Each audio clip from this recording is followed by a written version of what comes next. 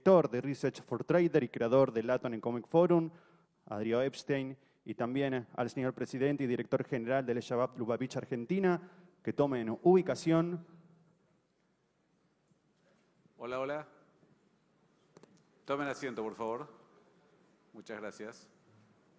Bueno, el presidente, mi amigo Javier, porque en este ámbito es mi amigo Javier, porque siempre nos ayudó, aun cuando simplemente era un economista mediático y quiso ayudar y quiso que a través de su ayuda nosotros podamos recaudar fondos para los chicos que necesitan más. Si ustedes se acuerdan, en el 2023 yo lo presenté como el futuro presidente de Argentina. Si fuera 2026 ya sé lo que diría, pero no lo puedo decir ahora. Entonces lo que voy a decir simplemente es, los dejo con el presidente de Argentina, que está dejando su salud, dejando su vida por cambiar este país, por desarmar todo lo que son las mafias, todo lo que son las prebendas estatales, para que los privados puedan trabajar sin tener que pedir permiso a nadie para hacer las cosas que corresponden, para sacar a todos los kioscos y los parásitos del medio. Yo estoy orgulloso de ser su amigo y sé lo que le está costando en salud y en esfuerzo, y les pido por favor que lo reciban con un aplauso y escucharlo. A continuación escucharemos las palabras del señor presidente de la Nación, doctor Javier Milei.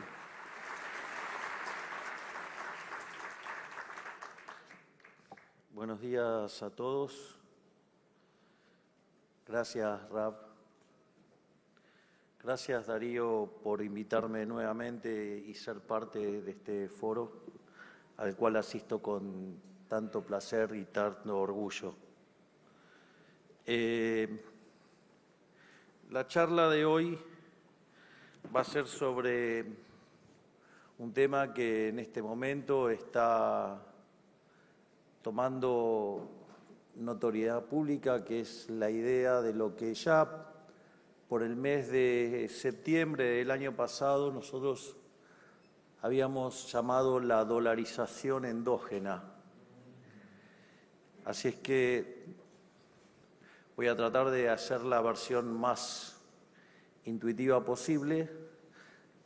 Digamos, el martes tengo una que es un poquito más áspera, pero básicamente voy a tratar de hacerlo de manera bastante intuitiva y que creo que si entendemos esencialmente la naturaleza del dinero, digamos, va a ser muy simple entender qué es lo que queremos hacer y por qué lo queremos hacer y cómo lo vamos a hacer. Al margen de eso, está claro que igual, digamos, por más que sea una charla técnica, no dejo de ser político ahora y no dejo de ser el presidente de la Nación. Y está claro que anoche el partido del Estado, los corruptos, ganaron una batalla, pero no van a ganar la guerra. Vamos a seguir dando la guerra contra la corrupción a capa y espada hasta que los terminemos de sacar a patadas en el culo.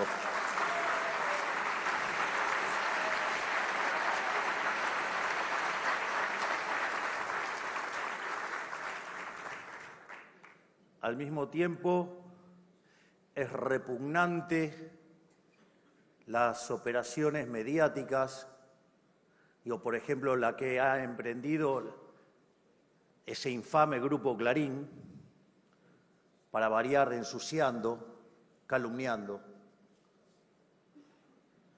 Pero bueno, si ustedes miran mi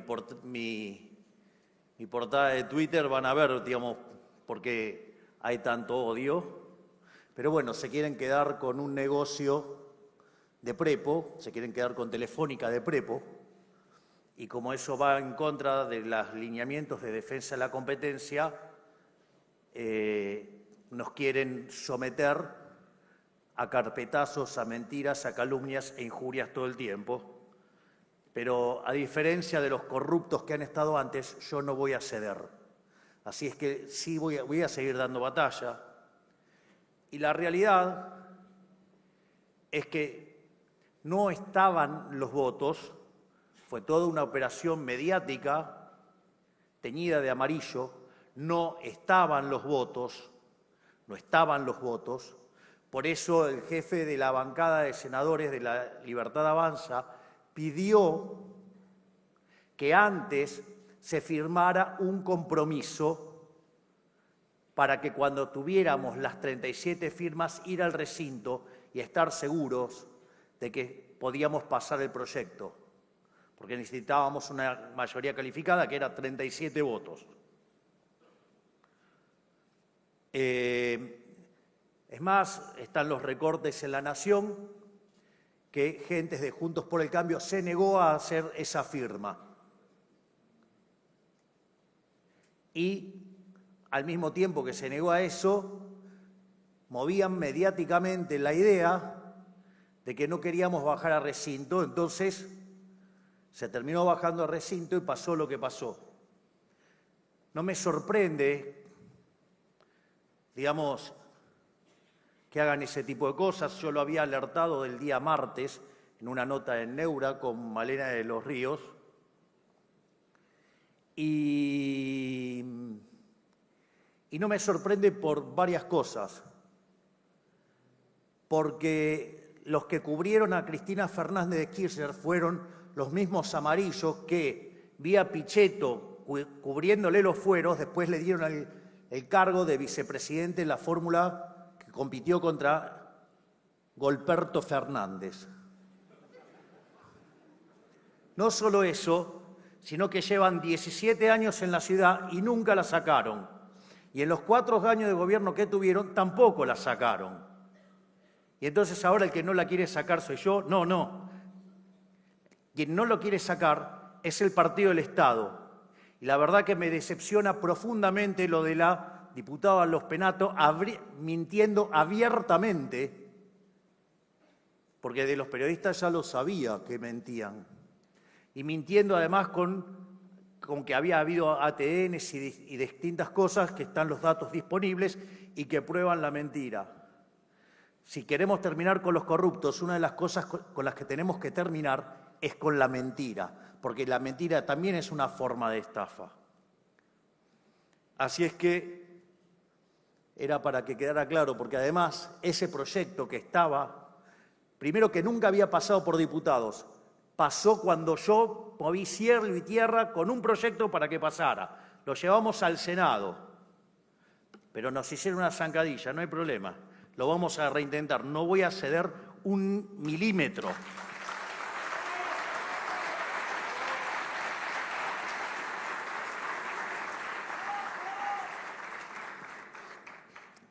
Pero ¿qué pueden pretender de aquellos que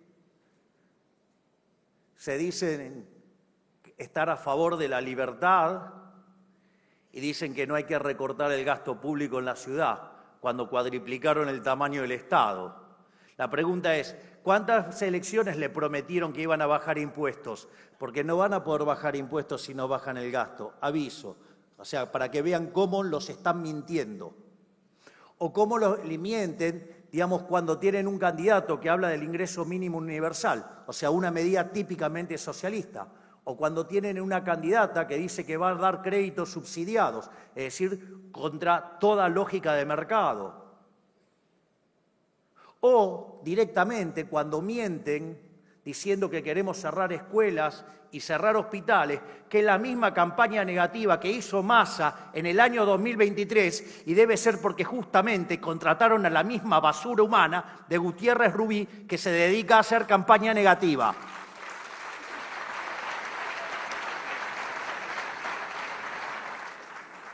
Parece que, digamos, si queremos hacer el cambio, necesitamos entonces sacarnos de encima al Partido del Estado. Pero parece que le gusta defender el Estado porque les gusta defender kioscos. Dicho esto, ahora sí voy a hablar de dolarización endógena.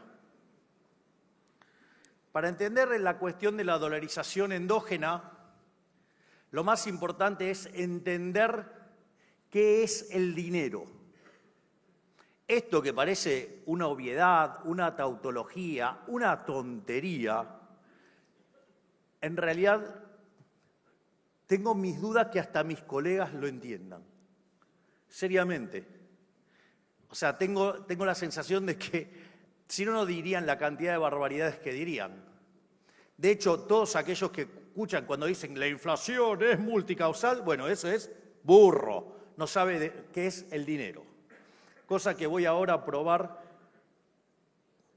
digamos, la naturaleza del dinero, la naturaleza monetaria de la inflación, y de ahí voy a, después, cuando entendamos cómo funciona, voy a ir a la parte monetaria y voy a explicar justamente cómo es el problema de la dolarización endógena. El primer punto es, la base de inicio es la economía de trueque, es decir, digo, hay que empezar a pensar una economía sin dinero, es decir, para entender por qué aparece el dinero. Si ustedes tuvieran una economía de trueque van a tener dos problemas. El primer problema es lo que se llama la doble coincidencia. Ustedes van a necesitar encontrar otra persona que quiera lo que ustedes venden y ustedes lo que quiere la otra persona. Eso es un problema enorme. En una comunidad chiquita no tanto, pero en una comunidad grande, Dios, se vuelve una tarea ciclópea. Por lo tanto, si pasa eso, se pierden muchas transacciones. Si se pierden transacciones, la calidad de vida de la comunidad cae estrepitosamente. Ahora, supongamos que tienen tanta suerte que se encuentran con un contexto en el cual encuentran la persona. Y ahí aparece otro problema, que es lo que se llama el problema de la indivisibilidad. Es decir, puede ser que un panadero quiera una conferencia mía y yo quiero comer pan. Pero el problema es que de repente una conferencia mía, digamos, o sea, tanto kilo de pan no... Digo, mi expectativa post esto es que sea muchísima. Entonces, digamos, se imaginarán que ni siendo mandril podría quedarme con tanto pan. Bien, entonces ahí aparece lo que es el problema de los dos problemas bajo los cuales uno tiene que empezar. A ver, digamos, la gente no se puso a llorar porque había estos dos problemas. ¿Qué es lo que hizo la gente? Y le buscó la vuelta. Y esto es importante, porque ¿cómo es que le buscó la vuelta? ¿Cómo se arregló de esto? Entonces apareció algo que se llama los bienes de intercambio indirecto. Es decir, ¿qué es lo que veía la gente? Que había bienes que tenían muchos intercambios, que se hacían muchos intercambios. Entonces, en realidad, empezaron a comprar esos bienes no porque los querían naturalmente, sino que lo usaban para comprar otros bienes. Y esos bienes que se usaban de intercambio indirecto era lo que después se termina transformando en dinero. Es decir, aparecieron en ese contexto el dinero mercancía. Entonces, por ejemplo, ¿cuál fue el primer dinero que usó el ser humano? Cuando todavía era nómade. El primer dinero que usó era el ganado. Básicamente, ¿por qué? Y porque viajaban con el ganado, caminaban con el ganado, se movían con el ganado. ¿Y el ganado para qué les servía? Para comer. Entonces, hacían intercambios en términos de ganado. Ahora, cuando el hombre se volvió sedentario, encontraron otras formas de alimentarse también. Entonces, por ejemplo, un alimento que se usaba mucho era el pan. O sea, y el pan ustedes lo hacen con trigo. Entonces, el trigo se convirtió, por ejemplo, en una moneda. A ver, después, por ejemplo, digamos, el término salario, ¿de dónde creen que vienen? Justamente porque se pagaba en sal. Esto es interesante. Digo, la primera cuestión es, ¿alguna vez probaron la comida sin sal? Es un poco complicada, o sea, por eso era un bien bastante valioso. Y a los especieros era un tipo que les iba bien. Y lo otro es, ¿saben por qué dicen que cuando se cae la sal es mala suerte? Porque, ¿qué pasa? Ustedes iban y hacían una transacción y llevaban un saco de sal. ¿Y qué pasa? Si ustedes manipulaban el saco de sal, ¿qué era lo que podía pasar? Que se cayera sal al piso, consecuentemente estaban perdiendo plata. Era mala suerte, claramente. Entonces, digo, ¿cómo es la costumbre? Entonces ustedes iban, hacían la transacción y ponían el saco en la pesa. Y después la otra persona se lo llevaba. También se usó el tabaco, se fue usando distintos tipos de bienes. De hecho, en la hiperinflación alemana se usaron clavos, y hay una anécdota que dice, por ejemplo, Milton Friedman, que es muy divertido, que dice, y también se llegó a usar el coñac, que es la definición más líquida de dinero que él haya conocido. También, si ustedes se fijan, acá hay, digamos, estamos variados en las edades, pero los que tienen más o menos mi edad, más de 50, habrán visto películas de cárceles. ¿Y el dinero que se usaba en la cárcel cuál eran? Los cigarrillos. Ahora, fíjense que ese tipo de dinero cumple con 2 de las 3 funciones que tiene el dinero.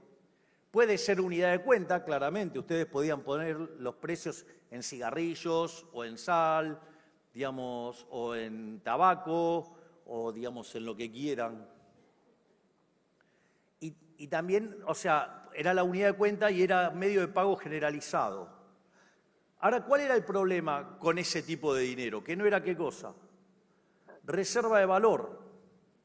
Es decir, es más, si ustedes se fijan, reserva de valor, esto es interesante. ¿Ustedes podrían tener como reserva de valor el helado? No. ¿Por qué no podrían tener reserva de valor el helado? Porque se derrite. ¿Qué quiere decir que se derrite? Que la tasa de interés entonces que tiene, ¿cómo es? Negativa. Les paso un detalle, todo lo que tienen los dólares en el colchón también tienen tasa de interés negativa porque digo, van perdiendo con la inflación del dólar. No, se les paso un dato solo para que lo tengan incorporado para cuando yo les hable de meter los dólares adentro del sistema. Entonces, digo, el problema de todos esos bienes era que con el paso del tiempo se degradaba, consecuentemente no eran reserva de valor. Entonces, ¿cómo arregló el ser humano el problema de que fuera reserva de valor? Y entonces fueron a algo que no se degradara. Y entonces, ¿qué aparecieron? Los metales. Entonces apareció el oro, apareció la plata y apareció el bronce. El oro para las transacciones grandes, la plata para transacciones chicas y también el bronce para transacciones chicas. Ahora, eso les permite también que resolver ahora pueden ser unidad de cuenta, medio de pago generalizado y además también ahora puede ser reserva de valor. Ahora voy a ir a algo que me divierte particularmente y con un héroe, un anarcocapitalista de pura cepa, que era el Zorro. Digo, el Zorro era un anarcocapitalista, aunque le duela a Carmelián, que no entiende nada, era un anarcocapitalista. Porque, digo, vivía en un lugar en Los Ángeles, si no me equivoco, y vivían ¿de qué? Del comercio. Entonces venían personas de otros lugares y traían 2 cosas. Bienes para intercambiar y traían también dinero para comprar cosas, que era oro. Entonces, ¿qué es lo que pasa? Cuando venía alguien de afuera en una carreta, traía un cartel en la cara que decía, en la frente que decía, tengo oro, tengo oro, tengo oro, venía a robarme, venía a robarme. Entonces, una de las cosas que hacía el Zorro era ¿qué? Atacar a esos vándalos que atacaban a los visitantes. Es decir, que protegía el intercambio comercial.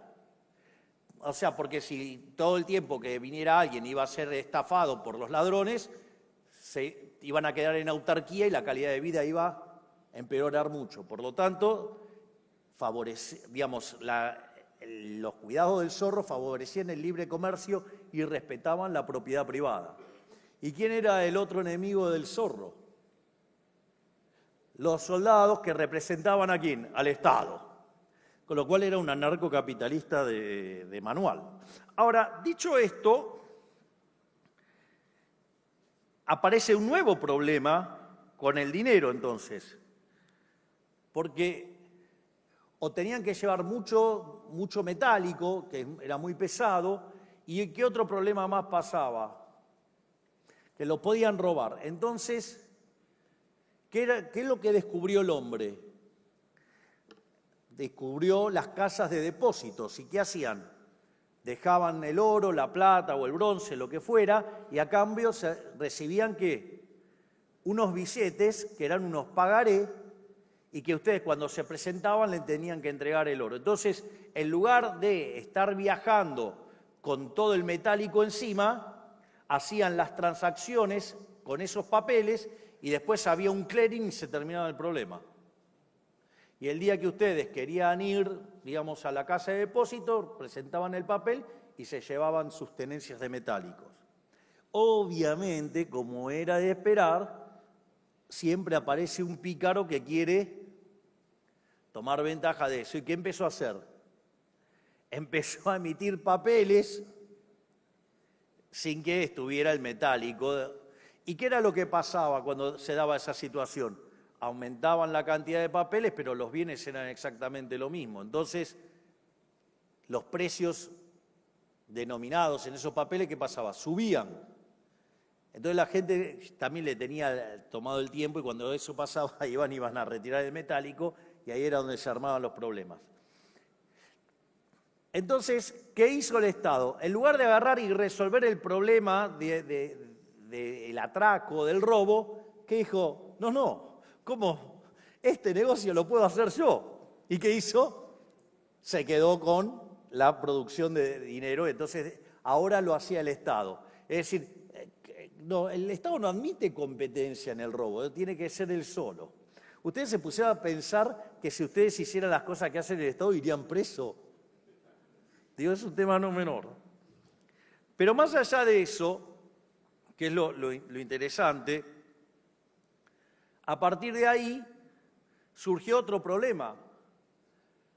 Porque cuando los monarcas o los señores feudales se le empezaban a rosquear el papel, había una época que, por ejemplo, lo que hacían era golpeaban en un saco las monedas de oro y con lo que caían hacían otro. Digamos, eso, el embellecimiento, digamos, que era el señoriaje, era lo que estafaban a la gente, entonces las monedas empezaban a pesar menos.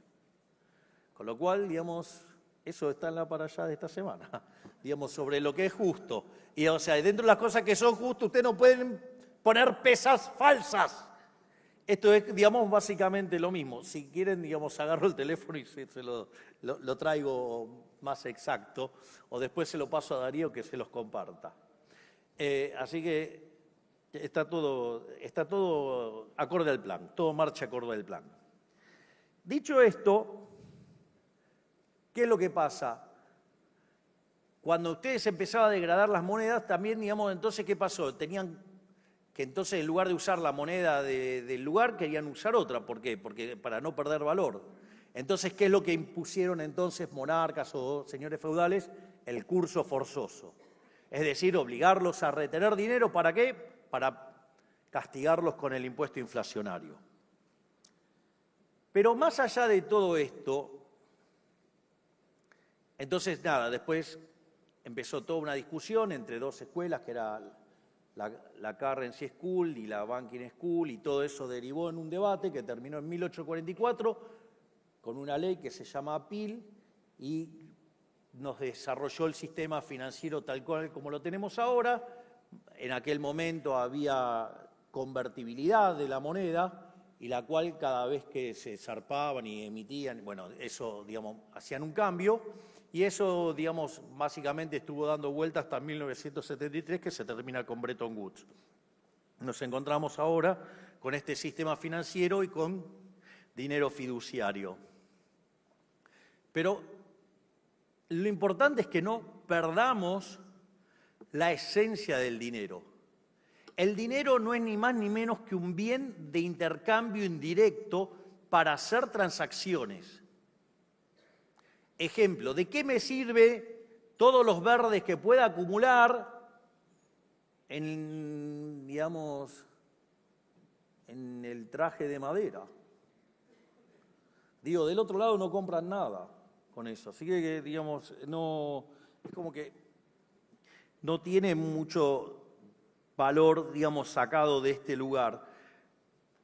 Es más, fíjense, yo los dejo solos, a ustedes solos en una isla, por más que le dé 5, 10, 20 millones de dólares, ¿qué hacen con eso? Nada. Están solos en la isla, no. Es más, quizás si pudieran inferir que pase un avión, digamos, lo van a quemar para que lo vean. Dicho esto, entonces, lo que hay que entender es que si el dinero es un bien de intercambio indirecto, quiere decir que ustedes lo demandan porque sirve para comprar otros bienes. Por ejemplo, ustedes le venden trabajo a su empleador a cambio de pesos para con esos pesos comprar otros bienes. Pero lo utilizan, no sé si se acaban de dar cuenta que acabo de usar un formato a la Rothbard que acaba de destruir la teoría de la explotación. Ustedes le compran dinero a su empleador. Se acabó la teoría de la explotación. Digo, solo por plantear la discusión de una manera distinta hace que se termine con la teoría de la explotación.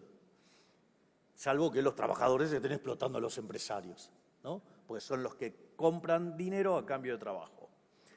Pero más allá de eso, lo importante es tener claro entonces que la demanda de dinero estrictamente es una demanda derivada. Es decir, es un espejo de lo que pasa en el lado real. Y por lo tanto, es consecuencia de ello que entonces la demanda de dinero va a estar determinada por el sendero intertemporal de consumo, es decir, lo que consuman de hoy hasta el fin de la eternidad. Es decir, cuando ustedes vean un economista que le arma la función de demanda de dinero y le pone Y e I latina, bueno, ese es un bruto. Digo, porque digamos, si ustedes construyen un sistema de equilibrio general, digamos, entran todos los precios. Y ahora voy a explicar la diferencia. Entonces, la determinación del ingreso queda determinado por los precios y las cantidades. No necesitan poner los ingresos. Eso es una burrada que arrastran los economistas desde Keynes, que solamente tomó un curso de economía con Marshall y solo, digamos, hizo una transpolación inválida de un caso de equilibrio parcial a equilibrio general.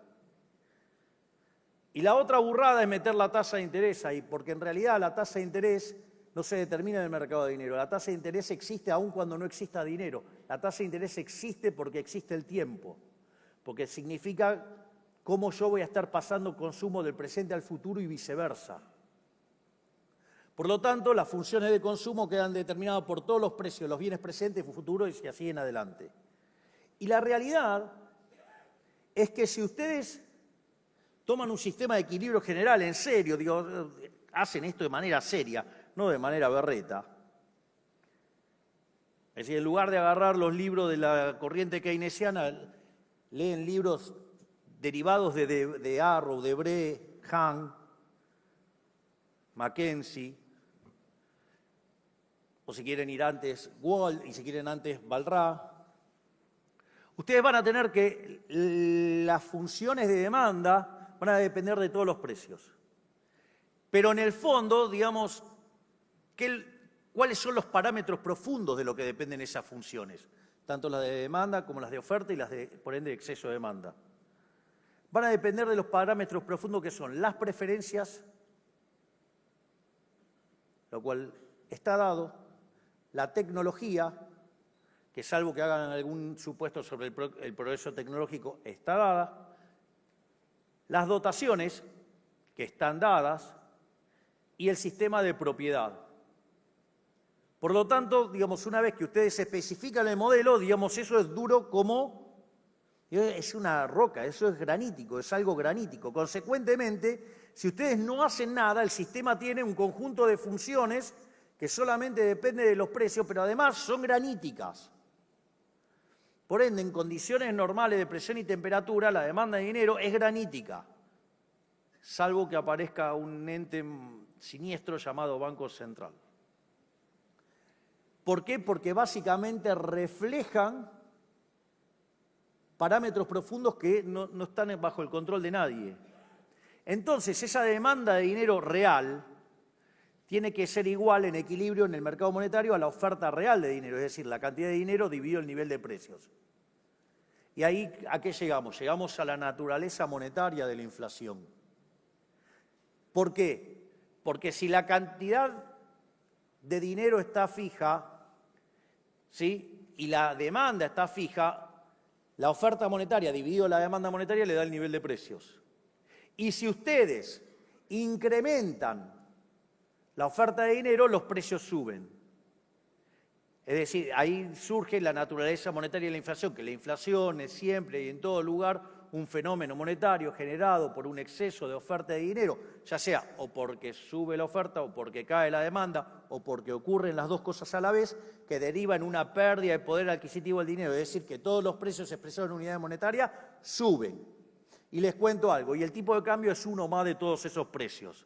Nada de esa burrada que el tipo de cambio determina los precios, no.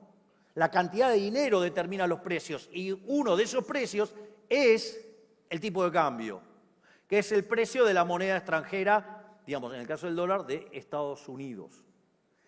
Esto, digamos, son cosas muy importantes para tener en cuenta.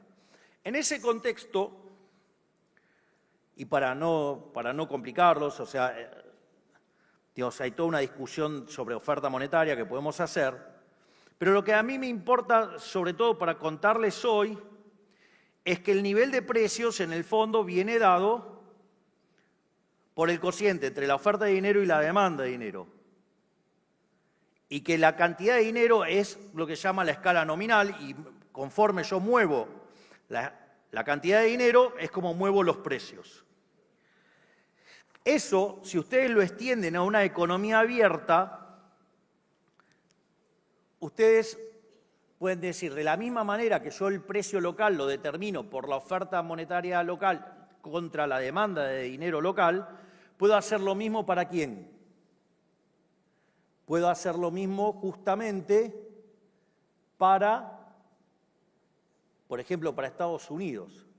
Entonces también va a venir dado por el cociente, el precio en Estados Unidos, por el cociente va a venir dado de la cantidad ofrecida de dinero sobre la cantidad demandada de dinero. ¿Por qué es importante esto? Esto es importante porque si existe un arbitraje que se llama ley del precio único, o también, digamos que extendido a una economía abierta, se llama paridad del poder de compra, eso significa que el precio local es igual al precio de la moneda extranjera, o sea, el tipo de cambio, el dólar, por el nivel de precios de Estados Unidos. Entonces, fíjense que el tipo de cambio queda determinado por el precio local dividido el precio de Estados Unidos. Y conforme los precios locales vayan subiendo respecto a los de Estados Unidos, ustedes entonces ahí tendrían motivos para que el tipo de cambio crezca.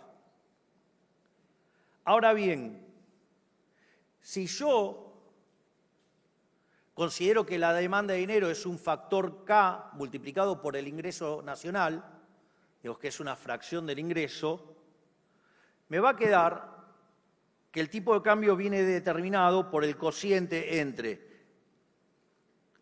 la cantidad de dinero local, lo voy a hacer dividido la oferta monetaria extranjera, por el coeficiente de monetización extranjero sobre el local y por el ingreso extranjero sobre el ingreso local. Es decir, que en la medida que la oferta monetaria, lo voy a hacer ya directamente con el caso de Argentina para que ya empecemos a ver el problema. si en Estados Unidos la oferta monetaria crece más rápido que lo que crece en Argentina, donde la cantidad de dinero está fija, por ende la variación es cero, eso significa que desde el lado de la oferta monetaria hay presiones a que el tipo de cambio baje. Si además yo recaudo cerca de 1/3 de lo que es la base y además tengo superávit fiscal, yo en lugar de estar inyectando pesos, no solo que estoy manteniendo una cantidad de dinero constante, estoy sacando pesos. Entonces, mientras que en Estados Unidos la cantidad de dinero ofrecida sube, en Argentina queda constante o cae. Por lo tanto, eso mete presión a que el tipo de cambio vaya a la baja, es decir, que el dólar caiga. Lo otro tiene que ver con el factor de monetización. En Estados Unidos ese número es súper estable. En Argentina viene de un número verdaderamente deprimente. A ver, Argentina durante el primer periodo del régimen kirchnerista tuvo una inflación promedio del 10%, en el segundo 20%, en el tercer periodo del régimen kirchnerista 30%, con Macri casi 50%, con Golperto, digamos, se fueron con más de 200%. La inflación viajaba al 1% diaria. Cuando ustedes toman la mayorista, fue 54 en el mes de diciembre. Eso anualizado da 17.000. Es decir, en ese contexto está claro, digamos, que el helado, digamos, estaba en el medio del desierto de Sahara a plena luz del día. O sea, se les derretía el dinero en la mano, era obvio. Con lo cual, las tenencias monetarias en Argentina estaban en sus niveles muy similares a la previa de la hiperinflación de Alfonsín. Interesante. Entonces, ¿qué es lo que pasa? Hoy, cuando yo tomo la base monetaria amplia, estoy en torno del 6% del PBI. Y ese número, en condiciones normales, debería estar en torno al 12% del PBI. Quiere decir que Argentina tiene, como fruto de la estabilización, tiene que tener un salto en el nivel de monetización de la economía. Eso genera una potencial demanda de pesos relativa a lo que podría haber en Estados Unidos respecto al dólar. Consecuentemente, eso hace también que caiga el tipo de cambio. Y como si todo esto fuera poco, Argentina, ¿se acuerdan que había una discusión que, bueno, decían, no, si hacen este ajuste, van a meter a la economía en una gran depresión, decían los keynesianos. Se deben estar... Bueno, no importa. Tienen que reconocer que me estoy conteniendo.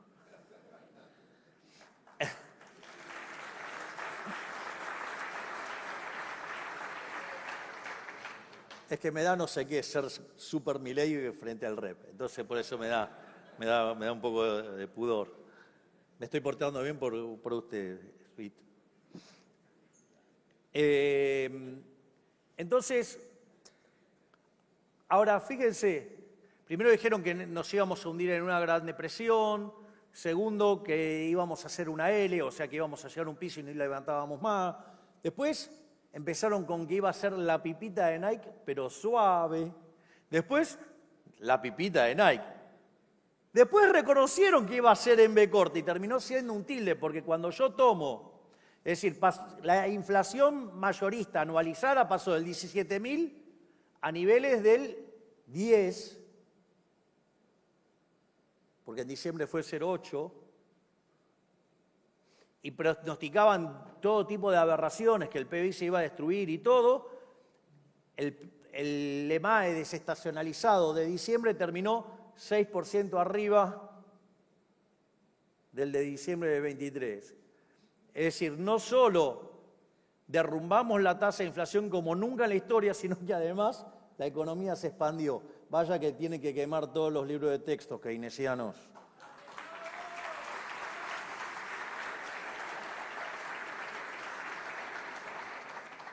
Es más, no solo eso, el último dato de actividad dio 5,7.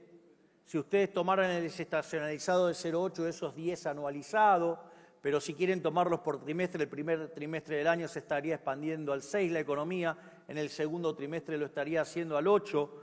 Es decir, que la economía viene creciendo fuerte. Es decir, ya saben la metáfora y las burbujitas están por todos lados. ¿Ok?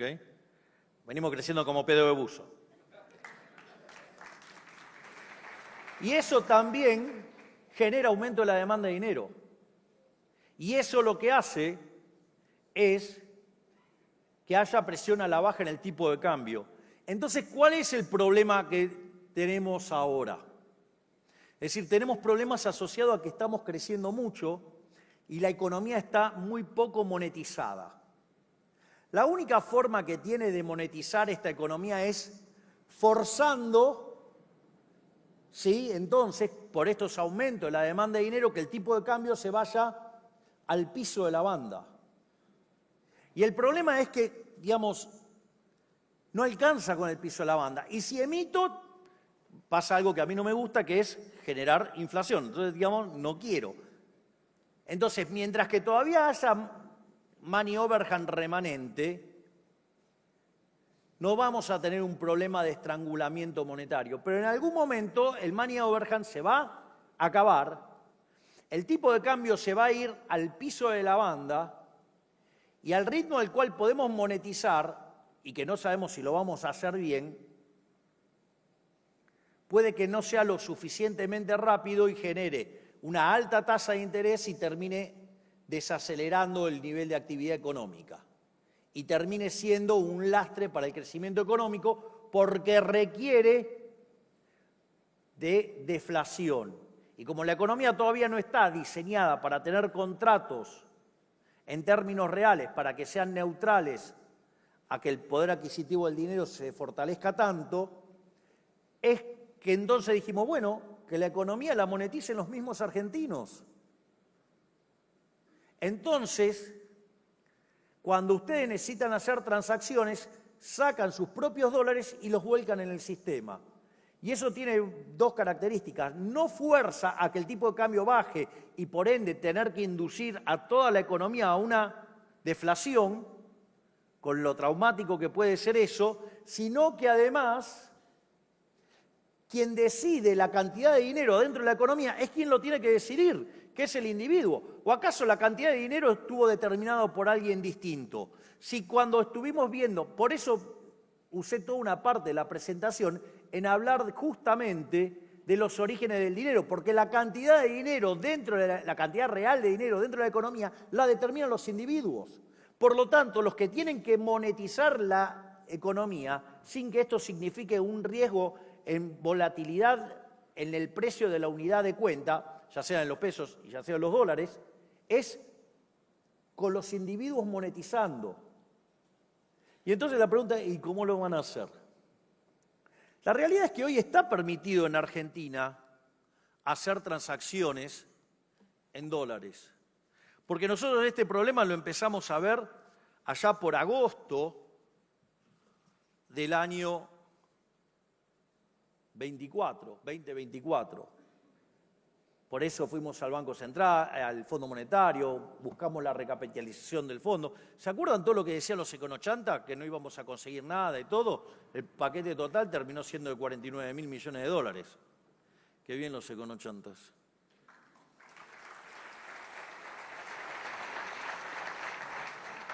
Entonces, cumplimos con la fase 1 del programa, que fue cerrar el grifo fiscal. Cumplimos con la fase 2 del programa, que era cerrar el grifo financiero, es decir, terminar con el cuasi fiscal. Y en la parte 3 capitalizamos el Banco Central. Siempre hablamos de 3 anclas. Teníamos el ancla fiscal, que es el equilibrio fiscal, lo tenemos acá, a la computadora humana, al genio, el secretario de Hacienda, a quien admiro profundamente, yo creo que no es humano, que es Carlos Huberman. Un aplauso para este genio que tenemos en el equipo. Igual traten de determinar si es humano. Yo creo que no, porque alguien que tiene todos esos números en la cabeza no es humano. O sea, yo que soy un tipo que redondea los números, imagínense que lo miro y quedo, no puedo creer la exactitud de este hombre. Pero no solo eso, después está, digamos, lo que se llama el ancla monetaria, es decir, fijamos la cantidad de dinero. Desde mediados del año pasado, la cantidad de dinero no crece más, la base monetaria amplia está dada. Es decir, que dado que la inflación tiene un rezago que oscila entre 18 y 24 meses, para mitad del año que viene la inflación en Argentina habrá sido historia.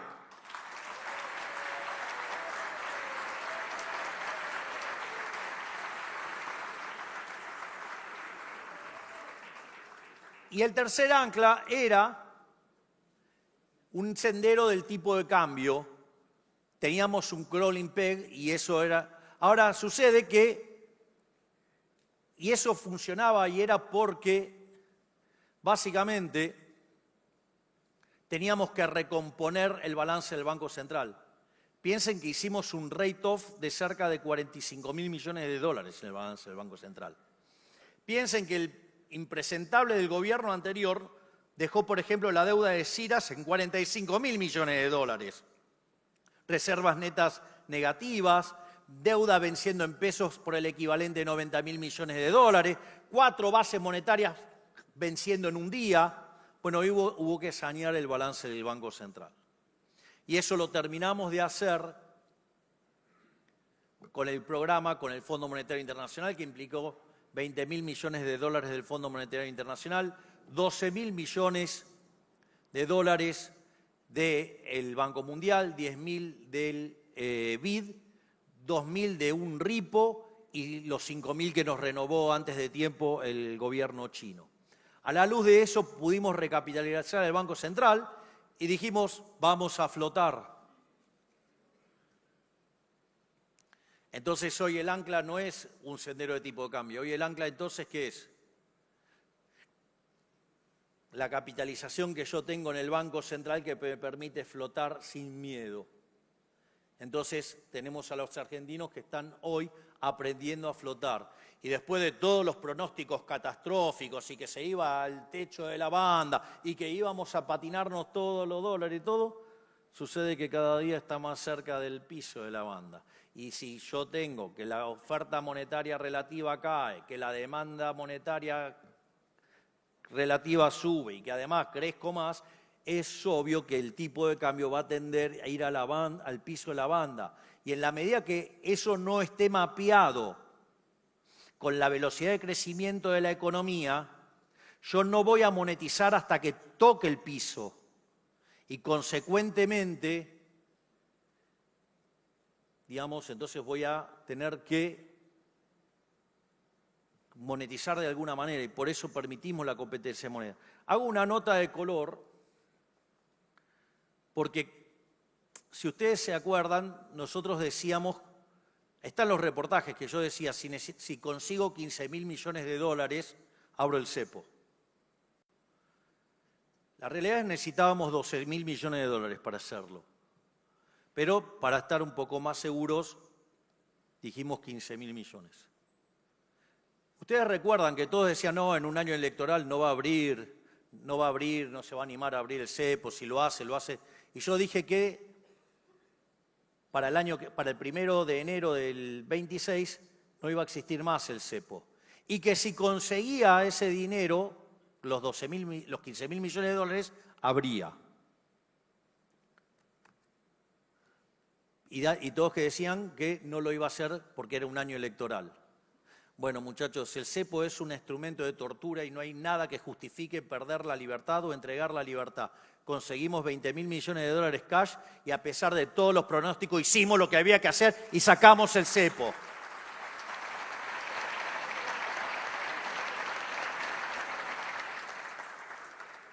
Y la idea, entonces, es cómo hacemos para monetizar la economía.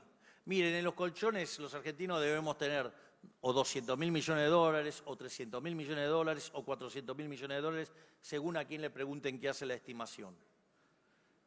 Y eso podría ser una inyección enorme, que ese ahorro entre en el sistema y eso permita un boom de inversión y que Argentina acelere el proceso de crecimiento, tal que en un rango de 30 a 40 años Argentina se convierta en una de las máximas potencias mundiales, con la nota de color que 2/3 de esa mejora se podría ver en el lapso de 10 a 15 años. Y para eso es que nosotros estamos motivando la dolarización endógena, justamente para que ese proceso no se vea empastado o retrasado en el tiempo, o que lo haga a menos velocidad.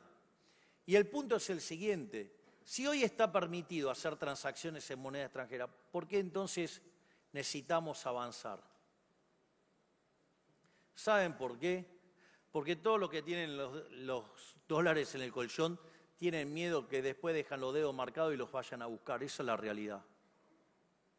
Por lo tanto, nosotros estamos trabajando entre ARCA, Ministerio de Economía y Banco Central el mecanismo como para que la gente pueda ingresar los dólares adentro del sistema, pueda comprar lo que quieran y que no deje los dedos marcados para que nadie los vaya a perseguir.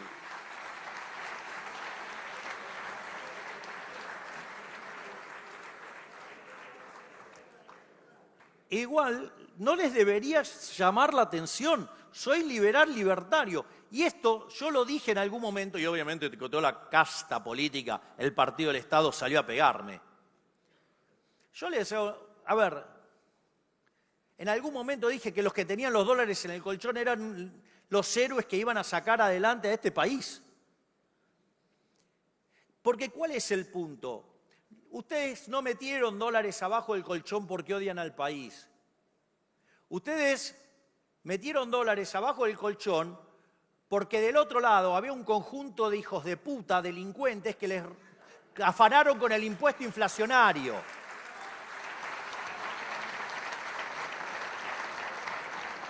No por nada, desde 1935 a la fecha le quitamos 13 ceros a la moneda. Claramente que le podríamos sacar 3 ceros más.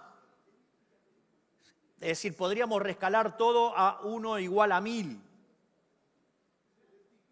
Entonces, no es, esos que llevaron los dólares al colchón no son delincuentes, son personas que se escaparon de los delincuentes legales que son los políticos. Y ladrón que roba a todo ladrón tiene 1000 años de perdón.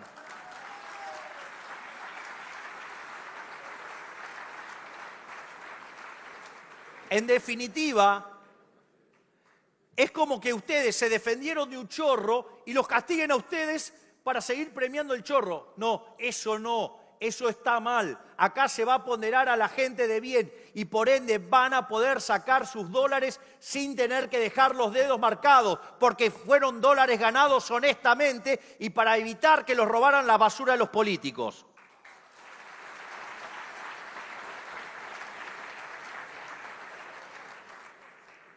La única aclaración que quiero hacer y que quede bien claro es que en la transición el peso va a seguir existiendo y se va a utilizar para pagar impuestos. Esto quiere decir que van a seguir utilizando pesos, lo van a usar para pagar impuestos. Con el crecimiento económico y con esta remonetización, el peso se va a seguir apreciando. Pero va a quedar tan chiquito respecto a la cantidad de dólares que el sistema va a quedar dolarizado endógenamente. Y cuando eso pase, vamos a estar en condiciones de poder cerrar esa institución siniestra que tanto daño le ha hecho a los argentinos y terminar ganándonos la libertad monetaria para que nunca más ningún político hijo de puta pueda robarlos con el impuesto inflacionario. ¡Viva la libertad, carajo! ¡Gracias! De esta manera despedimos al señor presidente de la Nación.